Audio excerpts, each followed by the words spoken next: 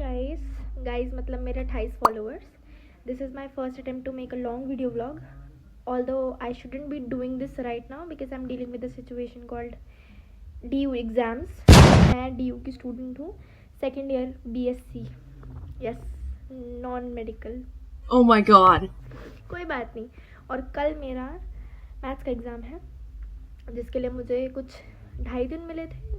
ठीक है, मतलब आधा दिन उसका और आधा दिन जो मेरा एग्ज़ाम एक दिन हुआ था और 2 दिन पूरे मिले थे जिसमें एक पूरा दिन मैंने नींद में गुजारा है. अब मैं चैट जीपीटी के पीछे पड़ी हुई हूँ कि मुझे कुछ नहीं आता है, so you have to explain me each and every topic with detailed layman language explanation. Mind that, layman language, आसान से आसान भाषा में मुझे समझाना पड़ेगा तुम्हें. I am a second year science student and I am asking this to an AI chatbot कि मुझे लेमन लैंग्वेज में समझा दो. बट ठीक है, करना नहीं चाहिए वैसे ही. अभी मेरे पास ले दे के कुछ नहीं बचा है. मेरे पास 3 घंटे बचे हैं और इन 3 घंटों में मुझे 2 यूनिट करनी है जिसमें से मैं पूरी 2 नहीं करने वाली. देखो, बहुत सारे तरह के बच्चे होते हैं जिसमें से कुछ ऐसे होते हैं जिसमें 3 यूनिट में वो तीनों आधी आधी करके जाएंगे. मेरे हिसाब से मैं एक भी करके जाऊँ तो मैं पूरी करके जाऊँगी. हालांकि मैं इधर उधर से पूछती हूँ, मैं चीटिंग करती हूँ. अब आया ना लाइन पे. मुझे आधा अधूरा नहीं पसंद कि क्वेश्चन मुझे आ तो रहा है, इसका आधा करके मैं आ गई. नहीं, मुझे वो नहीं पसंद. मुझे चाहिए कि हाँ, मैं गिन के आऊँ तो इतने बन रहे हैं तो इतने ही बन रहे हैं.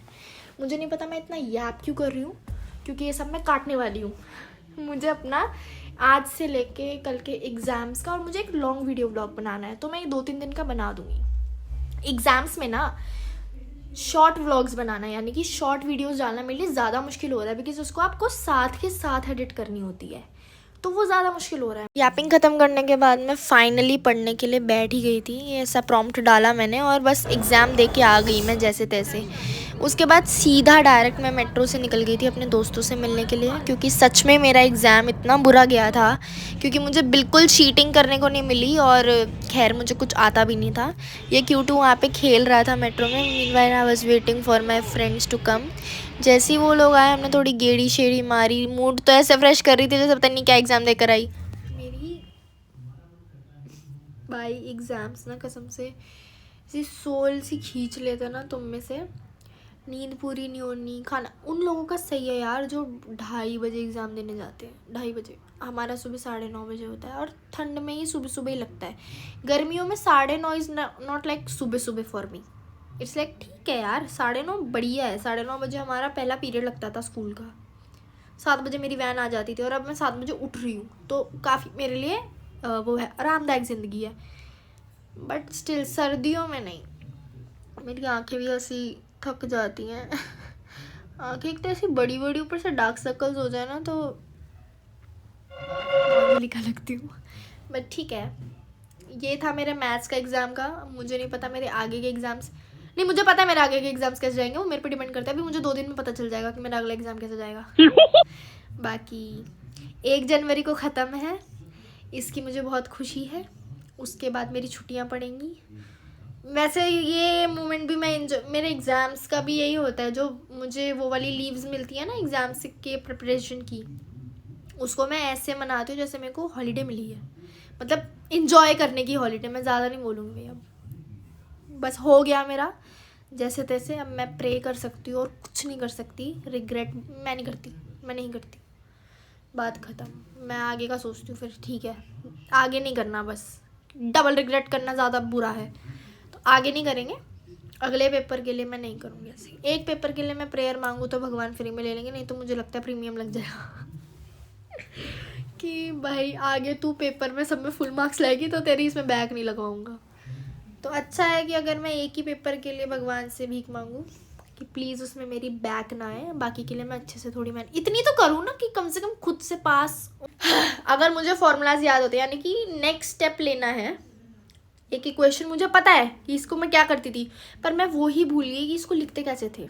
एक इक्वेशन है जिसको ax की फॉर्म में लिखना है.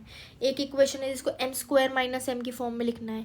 एक इक्वेशन है जिसकी एग्जैक्टनेस निकालनी है. तो उसमें मैं कंफ्यूज हो गई और वो मैं भूल गई. और टीचर ऐसा आया कि वो आपको सांस भी ना लेने दे ज़ोर से.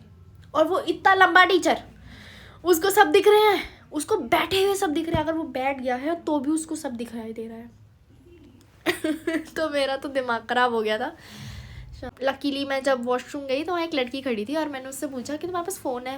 वो कहती नहीं। शिट यार, अचानक जब मैं वॉशरूम यूज़ करने जा रही तो उसने मुझे पीछे से टोका कि उसकी फ्रेंड आ गई है और दीदी इसके पास फ़ोन है, इसका यूज़ कर लो। और वो लड़की इतनी स्वीट थी कि मेरे को थोड़ा टाइम लग रहा था सर्च करने में, क्योंकि मैं क्वेश्चन ही भूल गई। मेरे पास फ़ोन आया, वो कहता ना हाथ को आया मुँह ना लगा, ऐसे ही समथिंग, आई डोंट नो। तो भाई ऐसा मेरे साथ हुआ। वो लड़की आई, उसने मुझे अपना फ़ोन दिया, मैं उसको बार बार चेक कर रही हूँ कि तुम रुके हो ना, मेरे को बस 5 मिनट लगेंगे, 5 मिनट लगेंगे। तो कहती कि आप कर लो दीदी, कोई बात नहीं। इतनी प्यारी लड़की थी। ठीक है, मैंने सर्च करा और मेरे को एक क्वेश्चन याद था, क्योंकि वो क्वेश्चन में कोई इक्वेशन नहीं थी, तो क्वेश्चन ऐसे मुझे याद रहा, उसका सेंटेंस वाला, तो वो मैंने निकाल लिया। अब उस लड़की के पास चैट जीपीटी नहीं था, गूगल था। गूगल ने 1000 आंसर दे दिए, सजेशंस तक दे दिया। अब मैं कौन सा निकालूं? मुझे जो सबसे ज़्यादा रिलेटेबल लगा वो मैं लिखा ही एग्ज़ाम में। उसके बाद कोई चीटिंग ही नहीं हो पा रही, बट वो इनफ नहीं था, वो क्वेश्चन टीपना इनफ नहीं था मेरे लिए। बट नहीं करने दिया, आखिर एंड मोमेंट पे भी उसने नहीं करने दी चीटिंग, तो नहीं करने दी, लाइक किसको ऐसे पीक तक नहीं करने दिया उसने। और बीच में हमारे डीयू की फेमस फ्लाइंग स्क्वाड जो आती है भाई साहब। तो फ्लाइंग स्क्वाड क्या होती है मैं बताती हूँ। हमारे डीयू में जो चेकिंग करने आते हैं वो अचानक से आ जाएंगे, उड़ते हुए, लिटरली उड़ते हुए। लाइक हमें नहीं पता चल, टीचर हमसे बात कर रहा है और अचानक वो अंदर घुसी है। ना टीचर से राम राम, ना बच्चे से कोई वो कि आपके पास जो भी है आप नहीं भाई, वो सीधी अंदर घुसी है उड़ती हुई और सीधे एक बच्चे पे जाके लैंड करेगी रैंडम।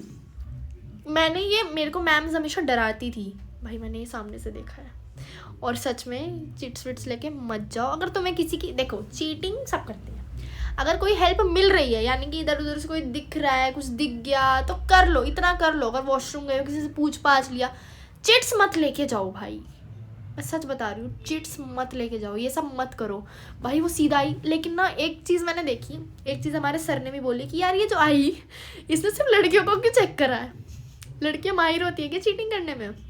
मुझे नहीं पता, ज़्यादा तो लड़के ही करते दिख रहे होते हैं, बट सभी करते हैं। बट उसने 3 लड़कियों को चेक करा और 1 लड़के को चेक करा, और फिर वो चली गई। और सीधा वो खड़े हो, अपना चेक करा हो, ऐसे ऐसे पूरी शीट ऐसे ऐसे करके, और सीधी चली गई, उड़ती हुई आई और उड़ती हुई चली गई।